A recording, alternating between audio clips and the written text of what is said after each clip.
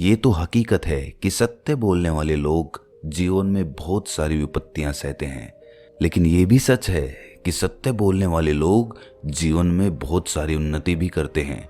चाहे आज उन्हें सत्य बोलने की वजह से विपत्तियों का सामना करना पड़े, लेकिन उनके आने वाले भविष्य में वही सत्य बोलने की ताकत उनकी सबसे बड़ी ताकत कहलाती है।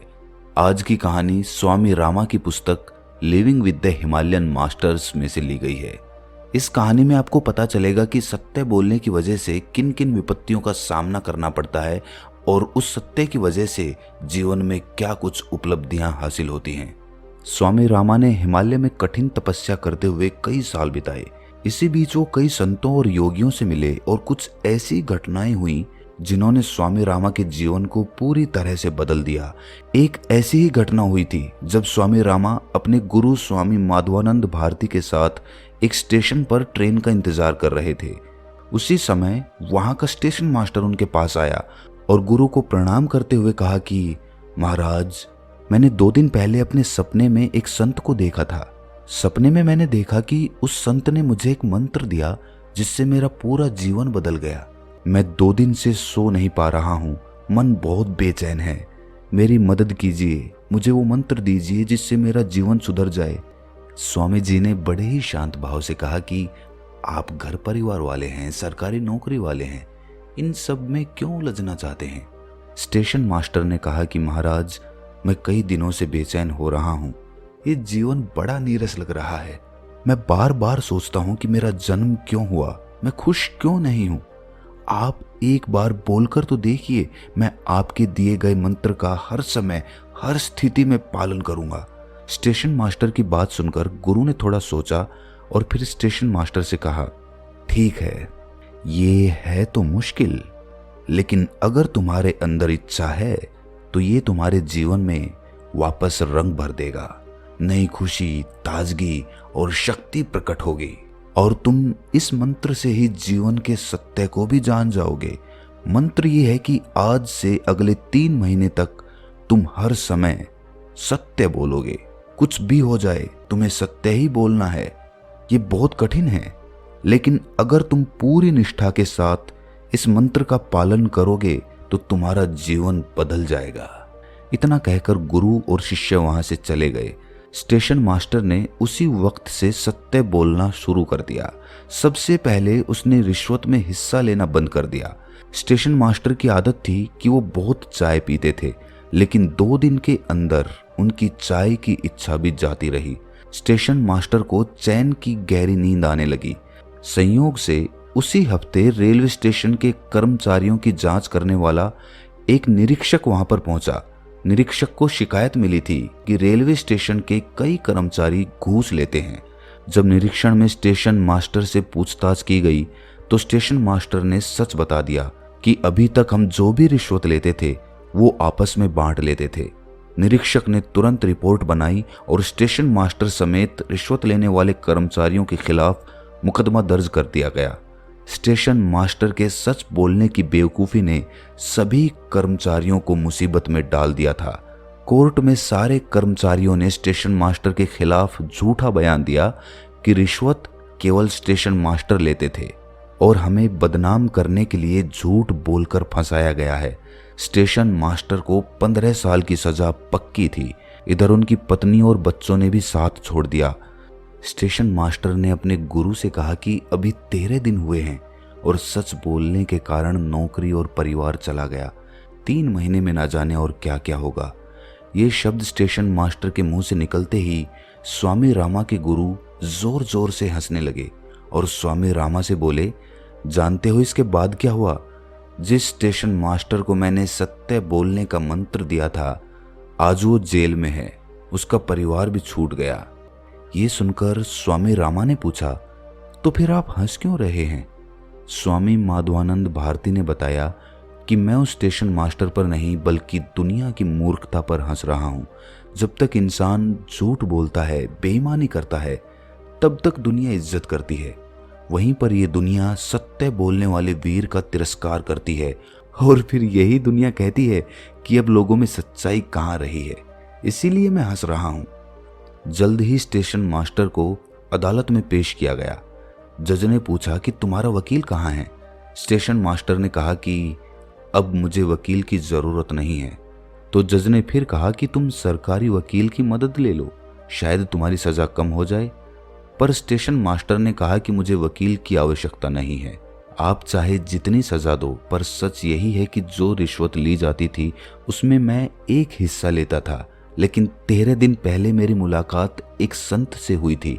उन्होंने मुझसे कहा था कि कभी झूठ मत बोलना, हर हालत में सत्य ही कहना। उस दिन से अब तक मैंने परिवार, दोस्त और बहुत कुछ खो दिया और अब मैं अदालत में खड़ा हूं। ये सुनकर जज ने ब्रेक घोषित कर दिया और चुपचाप स्टेशन मास्टर के साथ अपने कमरे में चले गए। जज ने पूछा कि कौन है वो संत जिनकी बातों के प्रभाव में तुम सत्य बोलने पर अड़े हो। स्टेशन मास्टर ने संत के बारे में बताया तो जज सब कुछ समझ गया। संयोग से ये जज भी उन्हीं संत के शिष्य थे जिन्होंने स्टेशन मास्टर को सत्य बोलने का मंत्र दिया था। जज ने कहा कि आप सही रास्ते पर हो, काश मैं भी ऐसा कर पाता। जज ने स्टेशन मास्टर पर जुर्माना लगाकर रिहा कर दिया। स्टेशन मास्टर की नौकरी चली गई। दोस्तों और परिवार वालों ने पागल समझकर अपना नाता तोड़ लिया। वे किराए के कमरे में रहकर बच्चों को ट्यूशन पढ़ाने लगे, लेकिन वे अब भी सत्य के संकल्प पर टिके हुए थे। एक दिन स्टेशन मास्टर को सरकारी टेलीग्राम आया जिसमें लिखा था कि आपके पिता के पास जमीन का एक बहुत बड़ा टुकड़ा था जिसे सरकार ने कब्जे में ले लिया था। अब सरकार आपके मुआवजे में 13 लाख रुपए दे रही है। स्टेशन मास्टर तो जमीन के बारे में जानता भी नहीं था। उसने कैलेंडर देखा तो आज 3 महीने पूरे हो गए थे। वो समझ गए कि 3 महीने झूठ ना बोलने का इनाम मुझे मिला है। वो अपनी पत्नी और बच्चों के पास गया और मुआवजे की रकम उन्हें सौंप दी। पत्नी और बच्चों ने साथ रहने को कहा तो स्टेशन मास्टर ने कहा कि मैंने जीवन में बहुत झूठ बोला। मेरे जीवन में नीरसता थी, हमेशा डर लगता था। मैंने हंसना छोड़ दिया था, लेकिन जब से सच बोला है मैं कठिनाई के बीच में भी खुश रहता हूँ। किसी बात का कोई डर नहीं। 3 महीने झूठ ना बोलने से इतना फायदा होता है, ये मैंने देख लिया। अब मैं ये जानना चाहता हूँ कि अगर मैं जीवन भर झूठ ना बोलूं, सत्य की राह पर चलूं, तो कितना फायदा होगा। तुम लोग इस कठिन रास्ते पर नहीं चल पाओगे, इसीलिए तुम ये पैसे रखो और अपना जीवन जियो। ठीक इसी समय स्वामी रामा के गुरु एक बार फिर से हंसने लगे और स्वामी रामा से बोले कि तुम जानते हो इसके बाद क्या हुआ। आज स्टेशन मास्टर ने सब कुछ खोकर भी सत्य का साथ नहीं छोड़ा। आज उसने सत्य की शक्ति को जान लिया है। ये एक महान जीवन का आरंभ है। ऐसा व्यक्ति जहां भी रहेगा लोगों के लिए प्रेरणा और शक्ति का स्रोत बनेगा। दोस्तों, ज्यादातर लोग झूठ इसीलिए बोलते हैं कि उन्हें ये लगता है कि झूठ बोलने से वो बहुत कुछ हासिल कर सकते हैं। जो दूसरे लोग हासिल नहीं कर पाए वो झूठ बोलकर वो लोग हासिल कर सकते हैं, ऐसा उन्हें लगता है।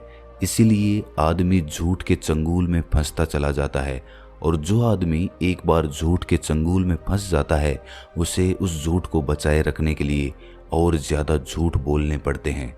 और एक ऐसा समय आता है जब उसका पूरा अस्तित्व झूठ से भरा होता है। लेकिन अगर इंसान संकल्प लेकर बहादुरी दिखाए और एक संकल्प ले कि वो कभी झूठ नहीं बोलेगा, हमेशा सत्य बोलेगा, चाहे कैसी भी परिस्थिति क्यों ना हो सकता है उसके लिए हमें कठिनाई का सामना करना पड़े, लेकिन यकीन मानिए उस कठिनाई में भी आपका मन एकदम शांत रहेगा।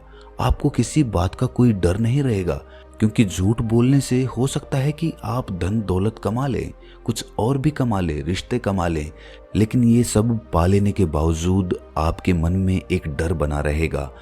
आपके मन में ये डर रहेगा कि कल को अगर किसी को मेरी सच्चाई का पता चल गया तो मेरा पूरा जीवन बर्बाद हो जाएगा और आप हमेशा इसी डर के साथ जीते रहोगे। लेकिन अगर आप सत्य बोलोगे तो हो सकता है कि शुरुआत में लोग आपसे दूरियां बनाएं, क्योंकि सत्य कड़वा होता है। सत्य बोलने के लिए बहादुरी चाहिए होती है, हिम्मत चाहिए होती है, और हर इंसान में ऐसी हिम्मत नहीं होती। इसीलिए अगर अपने मन से तमाम तरह के डर दूर करने हैं तो आज से ही संकल्प लेकर सत्य बोलने का खुद को वचन दें। इसके बाद आपका पूरा जीवन बदल जाएगा। चाहे आपके आसपास के लोग झूठ बोलते हों, झूठ बोलकर आपसे ज्यादा उन्नति कर जाते हों, लेकिन आपको अपने आप से समझौता नहीं करना है, क्योंकि अगर आप भी उन लोगों की तरह कामयाब होने के लिए झूठ बोलने लगे तो आप में और उनमें कोई फर्क नहीं रहेगा। आप अपने रास्ते से भटक जाओगे और सत्य बोलने की हिम्मत जुटाने के बाद आपको अपनी ध्यान साधना में भी काफ़ी उन्नति मिलेगी, क्योंकि हम ज़्यादातर समय गहरे ध्यान में इसीलिए नहीं उतर पाते क्योंकि हमारे मन में डर बना हुआ है।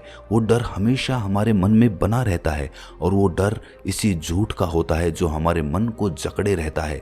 उसमें से रस खत्म हो जाता है, मन एकदम सूना सूना हो जाता है, आंखों की नींद उड़ जाती है।